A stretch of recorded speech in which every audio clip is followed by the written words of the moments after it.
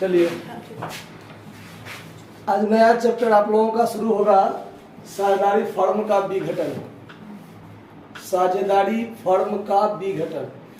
अब साझेदारी फर्म के विघटन से पहले आपको साझेदारी जहाँ से शुरू होता है वहाँ से लेके और जब विघटन होगा वहाँ तक का सारा बात समझा रहे हैं, ध्यान दीजिए।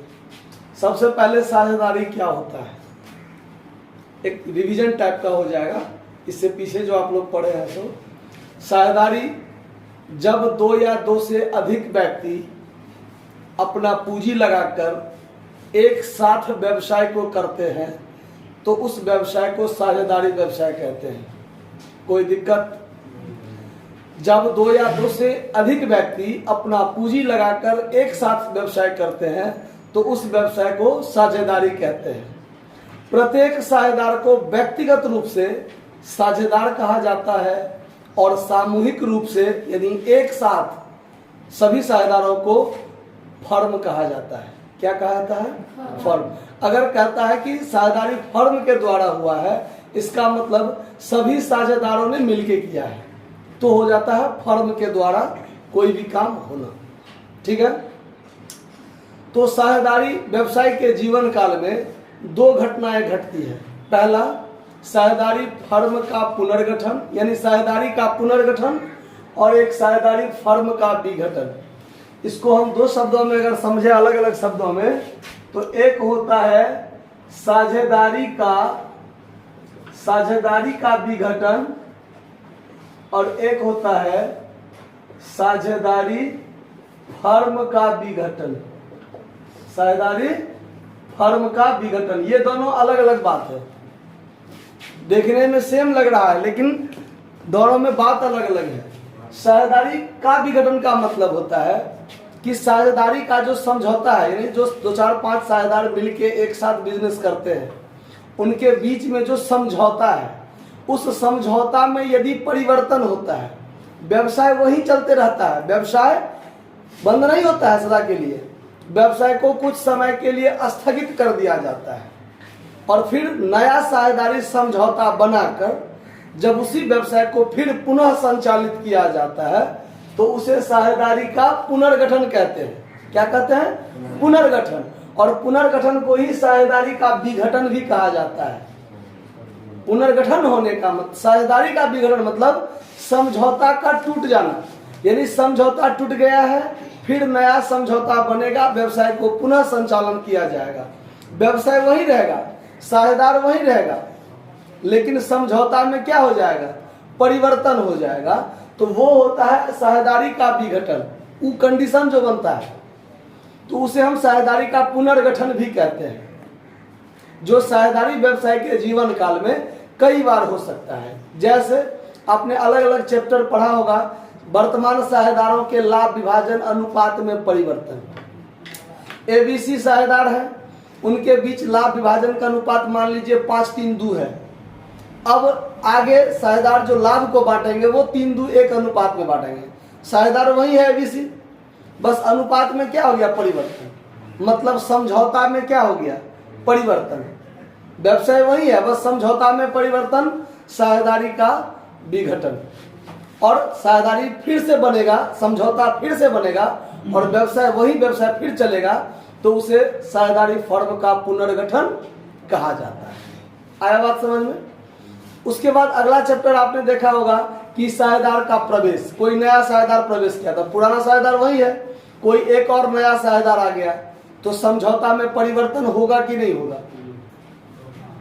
कोई साझेदार रिटायर कर गया, अवकाश ग्रहण कर गया, एबीसी साझेदार है, सी ने रिटायर हो गया, व्यवसाय से छोड़ के चला गया, तो वो भी क्या होता है? साझेदारी का विघटन हुआ, व्यवसाय फिर चला था, पुनर्गठन हुआ। ठीक है। किसी साझेदार का मृत्यु हो जाना, ये सब क्या है? साझेदारी का विघटन होना, न कि साझेदारी फर्म का विघटन। अब साझेदारी फर्म का विघटन क्या होता है वो ध्यान दीजिए। साझेदारी फर्म के विघटन में क्या होता है? तो व्यवसाय को सदा के लिए बंद कर दिया जाता है, सदा के लिए बंद कर दिया जाता है। यानी साझेदारों के बीच के जो आपसी संबंध है, यानी आपसी समझौता ही उसका संबंध है। बिना समझौता का उसके बीच क्या संबंध है? कोई संबंध नहीं होता है। तो साझेदारों के बीच के जो आपसी संबंध होता है उस संबंध का समाप्त हो जाना, यानी साझेदारी व्यवसाय सदा के लिए बंद हो जाना, ये कहलाता है साझेदारी फर्म का विघटन। साझेदारी फर्म का विघटन। अब जब कोई व्यवसाय सदा के लिए क्या हो जाएगा, बंद हो जाएगा, तो कौन कौन सी घटनाएं घट सकती है वो बात समझिए। अब जब व्यवसाय ही नहीं रहेगा तो व्यवसाय में बहुत सारा संपत्ति भी है, बहुत सारा लायबिलिटीज भी होता है। तो अगर मान लीजिए व्यवसाय सदा के लिए बंद कर देंगे तो कोई बाहरी व्यक्ति जो हमको कर्जा दिया है, जिसका हम कर्जा लिए हुए हैं, उसको पेमेंट करना होगा कि नहीं करना होगा? ये पेमेंट हम कहां से करेंगे? तो चूंकि व्यवसाय तो बंद हो गया, तो व्यवसाय का यदि लायबिलिटीज है तो व्यवसाय का संपत्ति भी तो होगा कि नहीं होगा? तो व्यवसाय में सभी संपत्तियों को क्या कर दिया जाता है, बेच दिया जाता है, और बेच करके जो धनराशि प्राप्त होता है उस धनराशि से जो बाहरी कर्जा होता है उसका भी भुगतान होता है। अगर कोई वसूली व्यय देना पड़े तो वसूली व्यय का भी भुगतान करना होता है। और साझेदार जो अपना अपना पूंजी व्यवसाय में लगाया है वो पूंजी भी क्या करना होता है, वापस वो भी लेगा ना। मान लीजिए एबीसी 1 लाख 2 लाख 3 लाख इतना करके मान लीजिए व्यवसाय में पूंजी लगाया, अब व्यवसाय सदा के लिए बंद हो गया, तो उसने जो लगाया अगर पूरा का पूरा उसको वापस नहीं होगा तो कुछ ना कुछ तो उसको भी वापस होगा, क्योंकि व्यवसाय लॉस में जा रहा होगा या जो जैसा भी परिस्थिति हो। जब व्यवसाय बंद होगा तो हमने अगर कुछ लगाया तो अब हम व्यवसाय बंद हो रहा है तो कुछ हमें रिटर्निंग मिलना चाहिए, ऐसा भी कंडीशन हो सकता है। आया कि नहीं बात? तो कहा थे हम लोग साझेदारी फर्म के विघटन पर, यानी जब साझेदारी व्यवसाय सदा के लिए क्या कर दिया जाए, बंद कर दिया जाए, तो उसे ही कहते हैं साझेदारी फर्म का विघटन। अब ऐसा आता है बात कि किन किन परिस्थिति में, अगला प्रश्न मान लीजिए आता है कि किन किन परिस्थिति में साझेदारी फर्म का विघटन होता है, किन किन परिस्थिति में, या उसका तरीका क्या है। तो उस पर ध्यान दीजिए। पहला तरीका है आपका समझौते द्वारा समापन। विघटन को ही समापन भी कहते हैं, समझौते द्वारा समापन। अब देखिए, जब साझेदारी व्यवसाय का शुरुआत होता है, स्थापना होता है, तो बिना एग्रीमेंट का साझेदारी व्यवसाय शुरू नहीं होता है। तो उस साझेदारी समझौता में एक पॉइंट बनता है कि साझेदारी व्यवसाय की अवधि क्या होगी, 5 साल के लिए, 10 साल के लिए या 15 साल के लिए मान लीजिए एग्रीमेंट हम बनाए हैं। तो अगर 5 साल हमारा समझौता हो गया तो उसके बाद हम क्या करते हैं, समझौता में क्या है, 5 साल तक मात्र व्यवसाय चलना है। उसके बाद यदि फिर आगे विचार हो तो हम साझेदारी समझौता फिर से रेन्युअल करवा लेंगे। लेकिन अगर वह उसके बाद इच्छा नहीं हो तो हम क्या करेंगे, साझेदारी व्यवसाय को बंद कर देंगे। तो ये हो जाता है समझौते के द्वारा समापन, कि समझौता में पहले से ही तय होता है कि एक किस निश्चित अवधि के बाद साझेदारी व्यवसाय को क्या कर देना है, बंद कर देना है। तो ये हो जाता है समझौते के द्वारा समापन। ठीक है। अगला आता है पॉइंट कि आपसी सहमति से, आपसी सहमति से भी आप साझेदारी व्यवसाय को क्या कर सकते हैं, बंद कर सकते हैं। मतलब साझेदारी फर्म का विघटन कर सकते हैं। तो अब ये आपसी सहमति से क्या हुआ, मान लीजिए 2 4 5 साझेदार हैं, 10 साल के लिए एग्रीमेंट बनाया है। अब बीच में मान लीजिए 2 4 साल बाद, 5 साल बाद उन लोगों का आपसी इच्छा हो रहा है कि अब हम लोग एक साथ व्यवसाय नहीं करेंगे, व्यवसाय को क्या कर देंगे, बंद कर देंगे।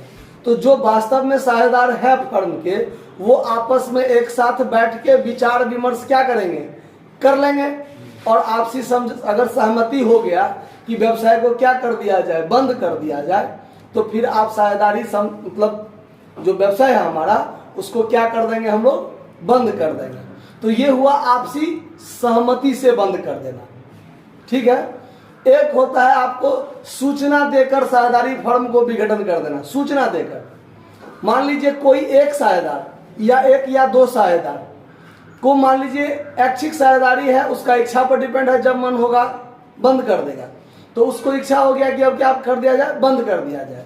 तो वो बाकी साझेदारों को एक लिखित नोटिस देगा, सूचना देगा कि हम साझेदारी व्यवसाय को क्या करना चाहते हैं, बंद कर देना चाहते हैं। तो ये हो जाता है सूचना के द्वारा साझेदारी व्यवसाय को बंद कर देना, मतलब फर्म का विघटन कर देना। एक होता है अनिवार्य समापन। क्या? अनिवार्य समापन। ये अनिवार्य समापन क्या होता है कि मान लीजिए एक फर्म में 5 साझेदार हैं, अब 4 साझेदार मतलब एक को छोड़कर बाकी सभी साझेदार या तो रिटायर कर जाए या मर जाए या दिवालिया हो जाए, जो कुछ भी, मतलब जब सिर्फ एक साझेदार रह गया बाकी सब क्या हो गया, समाप्त हो गया, हट गया, तो साझेदारी के लिए तो कम से कम 2 व्यक्ति चाहिए। अब एक पर आ गया तो अब तो सोचकर भी साझेदारी नहीं रह पाएगा, तो ये ऐसा कंडीशन जब आएगा तो अनिवार्य समापन हो जाएगा। क्या हो जाएगा? अनिवार्य समापन हो जाएगा। या जब साझेदारी व्यवसाय को चलाना लीगली नहीं हो, अनलीगल हो जाए, अवैधानिक हो जाए, तो फिर उस परिस्थिति में साझेदारी व्यवसाय का अनिवार्य समापन हो जाता है। ठीक। फिर एक अगला कंडीशन आता है न्यायालय के हस्तक्षेप द्वारा विघटन, मतलब कोर्ट के द्वारा साझेदारी व्यवसाय को क्या कर देना, बंद कर देना। अब मान लीजिए जब व्यवसाय में मान लीजिए किसी ऐसा कंडीशन बन जाए, कोई आपसी कलह हो जाए और केस मुकदमा हो जाए, तो फिर क्या करेगा कोर्ट? क्या करेगा? देखेगा जब ये साझेदारी चलना ठीक नहीं है, सही हित में नहीं है, तो कोर्ट क्या करेगा? ऑर्डर कर देगा। क्या? तो आप लोग साझेदारी व्यवसाय को क्या कर दीजिए, जबरदस्ती बंद कर दीजिए। तो न्यायालय कोर्ट द्वारा जो है, न्यायालय के द्वारा उस व्यवसाय को क्या कर दिया जाएगा, बंद कर दिया जाएगा। आया बात समझ में? तो किसी भी कारण से अगर कोर्ट तक बात चला गया साझेदारी व्यवसाय का, तो कोर्ट यदि ऑर्डर कर दिया कि आपका व्यवसाय चलाना संभव नहीं है, आप लोग व्यवसाय को क्या कर दीजिए, बंद कर दीजिए, तो ये न्यायालय के हस्तक्षेप से साझेदारी व्यवसाय को क्या कर दिया जाता है, बंद कर दिया जाता है। आया बात समझ में? अब आइए विघटन का तो पूरा प्रोसेस देख लिए कि कैसा कैसा किस किस तरीका से फर्म का क्या हो जाता है, विघटन हो जाता है। अब बात आगे आता है कि जब साझेदारी फर्म का क्या होगा, विघटन होगा, तो लेखांकन प्रक्रिया में क्या सब अपनाया जाएगा। जैसे आप पुनर्गठन में देखे ना कि रिवैल्यूएशन अकाउंट बनाते थे, पार्टनर्स कैपिटल अकाउंट बनाते थे, बैलेंस शीट बनाते थे, बहुत सारा चीज बनता था। तो जब साझेदारी फर्म का क्या हो जाएगा, विघटन हो जाएगा, समाप्ति हो जाएगा, व्यवसाय सदा के लिए बंद कर दिया जाएगा, तब कौन कौन सी लेखांकन प्रक्रिया अपनाई जाएगी। तो सबसे पहला लेखांकन प्रक्रिया में आता है वसूली खाता। कौन सा खाता? वसूली खाता, मतलब इसको अंग्रेजी में हम लोग रियलाइजेशन अकाउंट कहते हैं। क्या कहते हैं? नाम से ही क्लियर है, वसूली खाता। क्या खाता? वसूली मतलब क्या होता है, वसूल करना। वसूल करना किसका? तो हमारे व्यवसाय में जितने भी संपत्ति हैं, बिक्री योग्य संपत्ति। कैसा संपत्ति? बिक्री योग्य संपत्ति।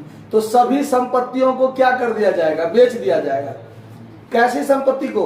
बिक्री योग्य संपत्ति, वैसी संपत्ति जिसको हम लोग बेच सकते हैं। कैश को बेच सकते हैं, अगर हमारा बैंक बैलेंस है उसको बेच सकते हैं, कम में हम देंगे नहीं, ज्यादा में कोई लेगा नहीं, तो फिर वो बिक्री योग्य संपत्ति नहीं रहा। और बैलेंस शीट में होता है पीएल अकाउंट भी होता है एसेट साइड में, जो हानि के रूप में होता है, फिक्टिटियस एसेट्स टाइप का। ठीक है, तो वैसे संपत्ति सब जो बिक्री योग्य नहीं है उसको छोड़कर जितना भी संपत्ति होता है, सभी संपत्ति को क्या कर दिया जाता है, बेच दिया जाता है।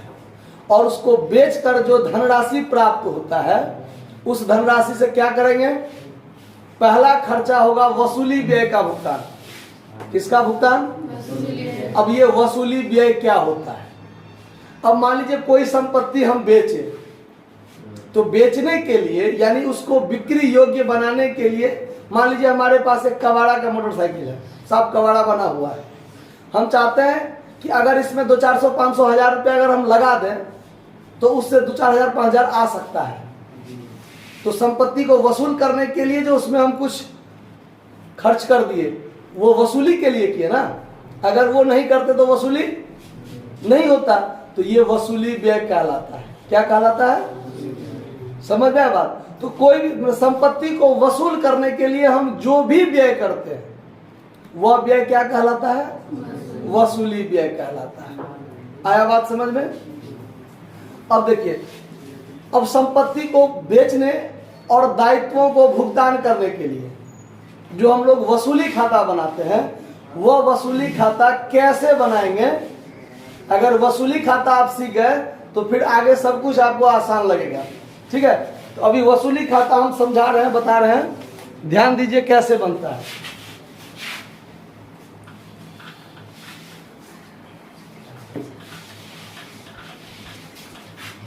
क्या बनाना है? वसूली खाता ना।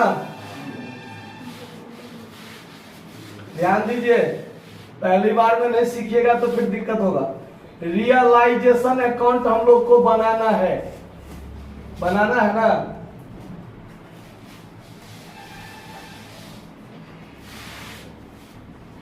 ये पार्टिकुलर अमाउंट क्रेडिट है, ये डेबिट।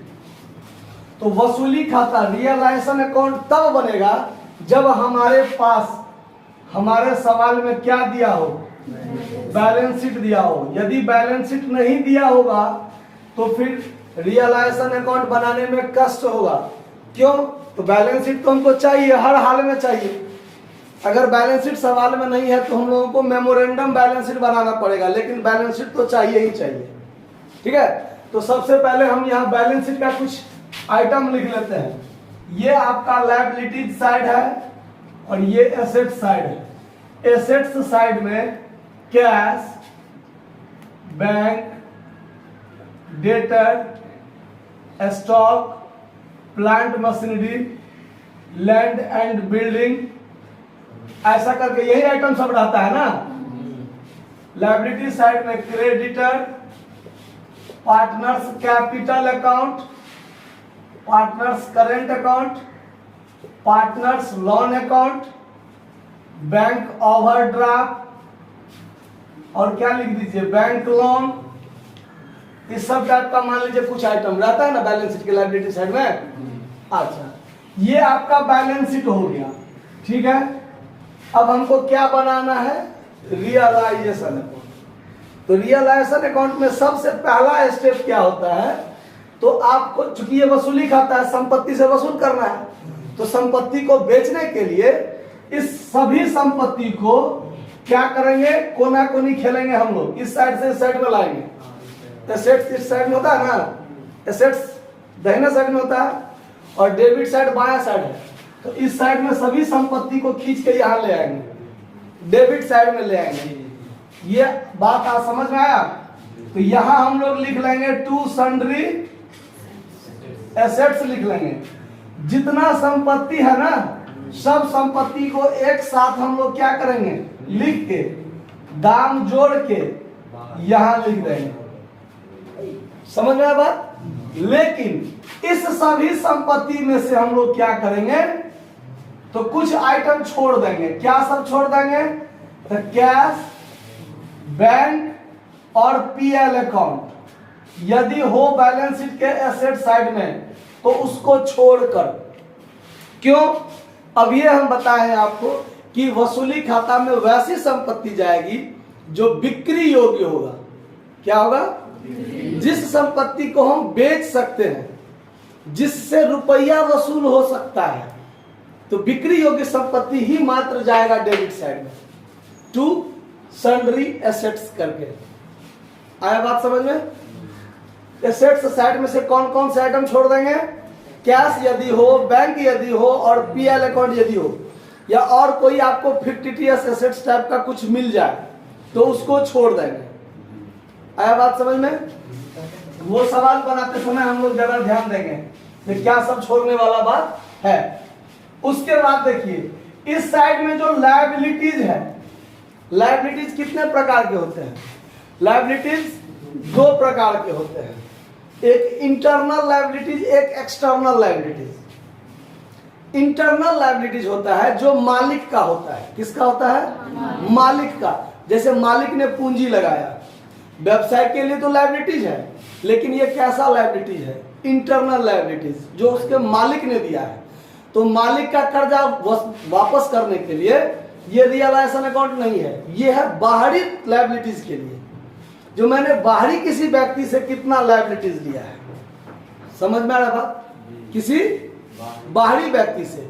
तो यहां जो हम लोग सन्ड्री लायबिलिटीज लिखेंगे, बाय सन्ड्री लायबिलिटीज जब हम लिखेंगे तो क्या लिखेंगे?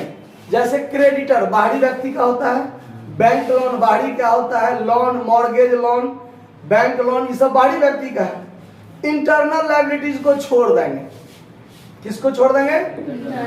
इंटरनल लायबिलिटीज में क्या सब आता है? ध्यान से देखिए, partners capital account, partners current account, partners loan account, general reserve, reserve, undivided कोई प्रॉफिट हो, अनडिवाइडेड प्रॉफिट हो, वर्क्समैन कंपनसेशन फंड हो, ये सब इंटरनल लायबिलिटीज है जो साझेदार के हित में होता है, साझेदार का होता है। आया बात समझ में? तो इस सब को क्या करेंगे? को छोड़कर। समझ में आ रहा है बात? बात सबको ध्यान में रखिएगा तो सवाल बनाने में आसानी होगा। बिना थ्योरी ध्यान में रखे कभी भी प्रैक्टिकल समझ में नहीं होगा। कॉमर्स बड़ा खतरनाक विषय है, ध्यान रखिएगा। अब चलिए, अब ये संपत्ति को बेचने के लिए वसूल करने के लिए यहां डेबिट साइड में रख लिए हैं, लायबिलिटीज को भुगतान करने के लिए यहां क्रेडिट साइड में रख लिए हैं, सभी बिक्री योग्य संपत्ति यहां, और सभी बाहरी दायित्व जिसको भुगतान करना है क्रेडिट साइड में। इतना काम सबसे पहले बैलेंस शीट से कर लेना है, ठीक है। उसके बाद अगला स्टेप क्या होगा, ध्यान दीजिए। ये जो संपत्ति है, इस संपत्ति का वसूली क्रेडिट साइड में होगा। कहाँ होगा? क्रेडिट साइड से। इस सभी संपत्ति को जो हमने यहां लिखा है, इसका वसूली किधर होगा? क्रेडिट साइड में होगा। और कैसे होगा वसूली, उस पर ध्यान दीजिए। तो वसूली होने के दो कंडीशन हो सकते हैं। पहला, उसको बेचकर कोई बाहरी व्यक्ति ने खरीद लिया, कोई बाहरी व्यक्ति खरीद लिया। मान लीजिए एबीसी साझेदार है और मशीन को बेचना है, तो मशीन को बेचने के लिए अगर एबीसी खुद साझेदार चाहे तो वो भी ले सकता है। अगर एबीसी ने लेने की इच्छा नहीं जताई तो कोई बाहरी व्यक्ति को बेचेंगे ना। तो अगर कोई बाहरी व्यक्ति को अगर हम बेचते हैं तो उससे रुपया वसूल होता है। क्या वसूल होता है? रुपया। और यदि खुद साझेदार ले लेता है, ऐसा भी हो सकता है ना कि एक को मान लीजिए मोटरसाइकिल का जरूरत था, व्यवसाय में मोटरसाइकिल था, उसको बेचना है, और एक को काम है मोटरसाइकिल का, तो एक कहेगा भाई किसी बाहरी आदमी को तो बेचोगे ही, चलो हम ही ले लेते हैं। हो सकता है कि नहीं हो सकता है? तो कोई साझेदार भी संपत्ति ले सकता है। अगर साझेदार संपत्ति नहीं लेता है तो कोई बाहरी व्यक्ति खरीदेगा।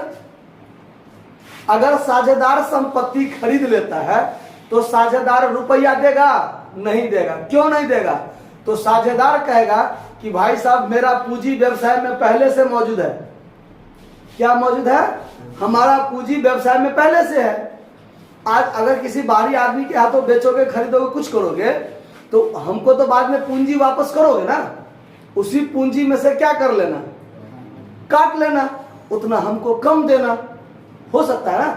तो अगर कोई साझेदार संपत्ति खरीदेगा तो उसमें हमको रुपया वसूल नहीं होगा, वो उसके पूंजी खाता के माध्यम से क्या होगा? एडजस्ट होगा, ठीक है। और कोई बाहरी व्यक्ति यदि खरीदता है, अगर कोई बाहरी व्यक्ति के हाथों हम बेचते हैं तो उससे हमको क्या प्राप्त होगा? कैश प्राप्त होगा।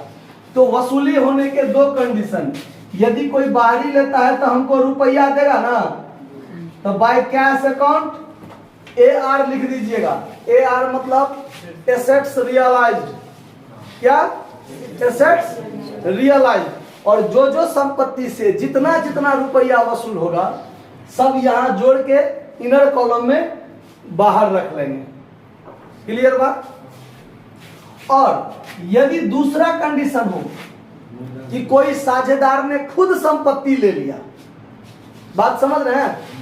कोई दिक्कत हो रहा है? नहीं ना? तो अगर कोई साझेदार खुद संपत्ति ले लिया तब तो रुपया वसूल नहीं होगा, तो पाने वाला साझेदार है, उसके पूंजी खाता से एडजस्ट होगा। तो क्रेडिट साइड में बाय पार्टनर्स कैपिटल अकाउंट लिख लेंगे और कॉस्ट में लिख देंगे एसेट्स टेकन। क्या लिख देंगे? एसेट्स टेकन, मतलब साझेदार ने संपत्ति ले लिया। आया बात समझ में? तो संपत्ति भी दो तरह का हो सकता है वसूली के क्रम में, एक रिकॉर्डेड एसेट्स और एक अनरिकॉर्डेड एसेट्स।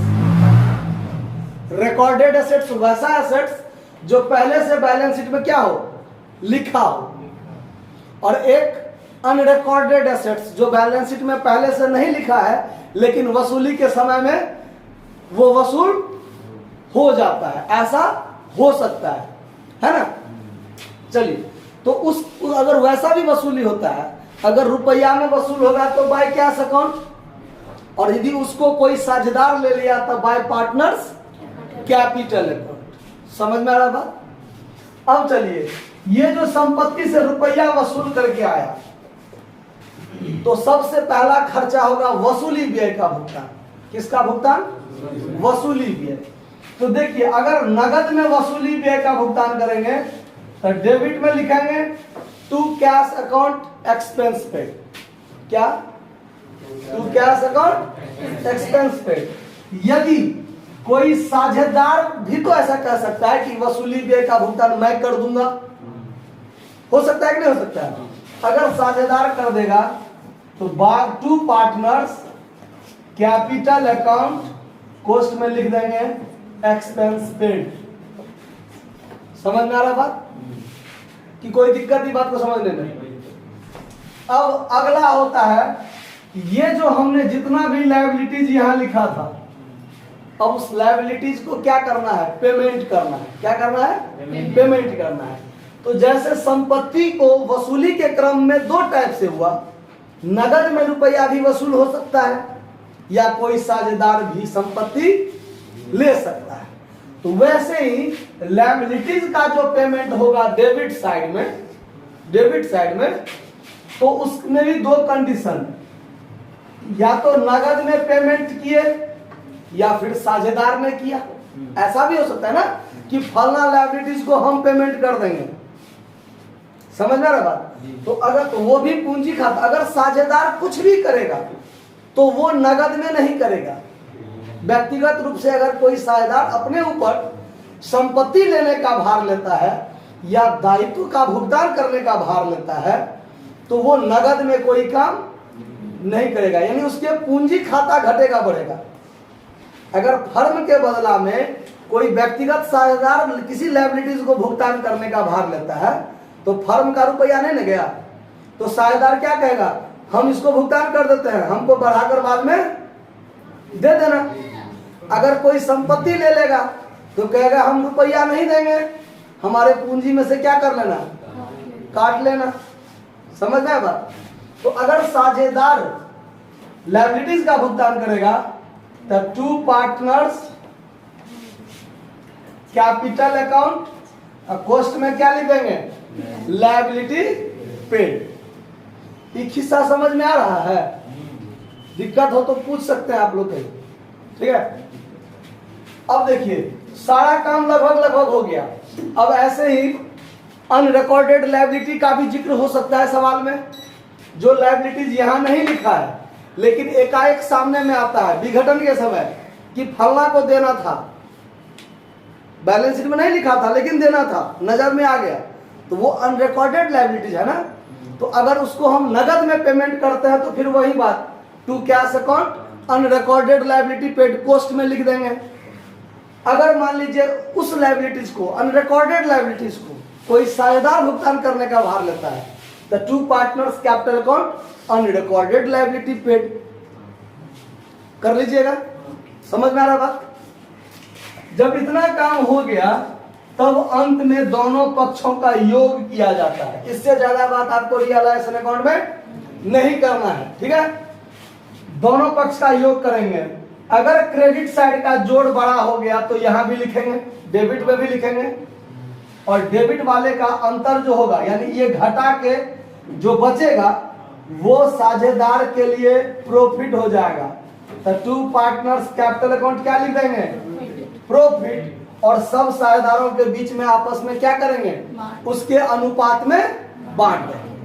अगर डेबिट पक्ष का जोड़ बड़ा हो गया तो यहां भी लिखेंगे, और क्रेडिट साइड में जो घटेगा वो उसके लिए क्या हो जाएगा, लॉस हो जाएगा।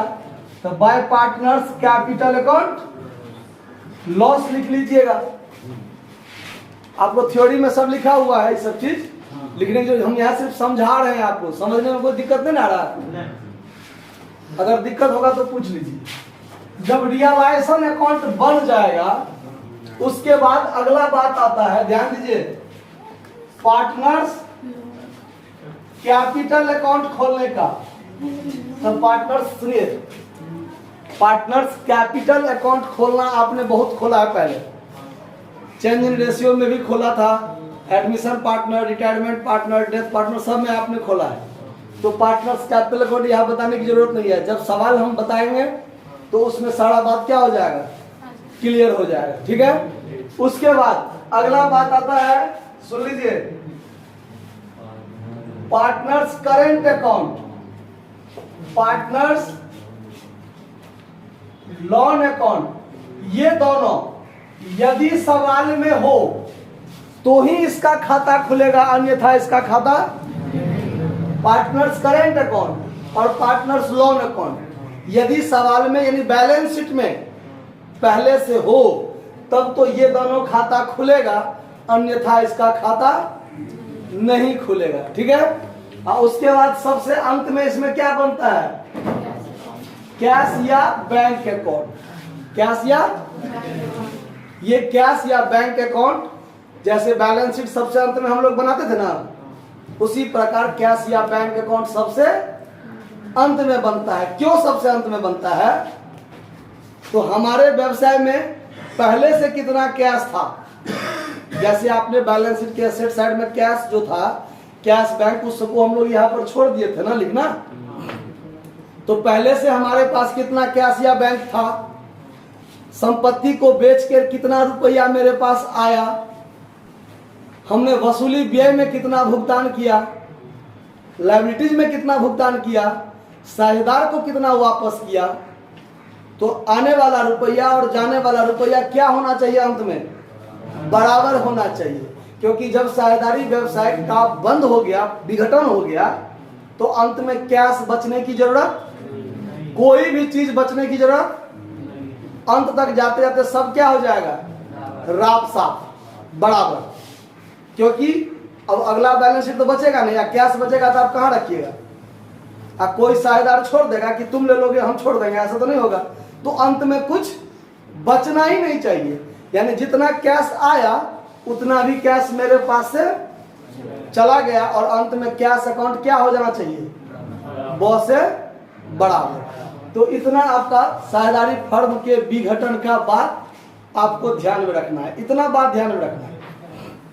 और नोट सब में क्या ध्यान रखना है, जैसे मान लीजिए रियलाइजेशन एक्सपेंस का बात रहेगा, रियलाइजेशन वसूली व्यय, अगर सवाल में स्पष्ट क्लियर नहीं किया है कि फलाना वसूली व्यय का या फलाने लायबिलिटीज का भुगतान कोई साझेदार किया है, या कोई संपत्ति को किसी साझेदार ने लिया है, यानी साझेदार के बारे में कोई भी बात जब तक स्पष्ट क्लियर ना लिखा हो, मतलब वो फर्म के द्वारा होगा, मतलब नगद में होगा। किसमें होगा, नगद में होगा। आया बात समझ में, कोई दिक्कत? तो बाकी और बहुत सारा बात होगा जब हम लोग सवाल बनाएंगे, तब उस समय में हम लोग और स्पष्ट क्लियर करते हुए चलेंगे। ये वसूली व्यय समझने में किसी कोई दिक्कत नहीं है। अगर ये बन गया तो समझिए आधा सवाल बन गया और आप सब कुछ बना लीजिएगा। आगे आगे बहुत आसान है, सिर्फ इसी में ज्यादा आदमी कंफ्यूज होता है कि क्या होगा नहीं होगा, जो कि ये बहुत आसान इजी रूप में बन जाता है। कोई दिक्कत? धन्यवाद।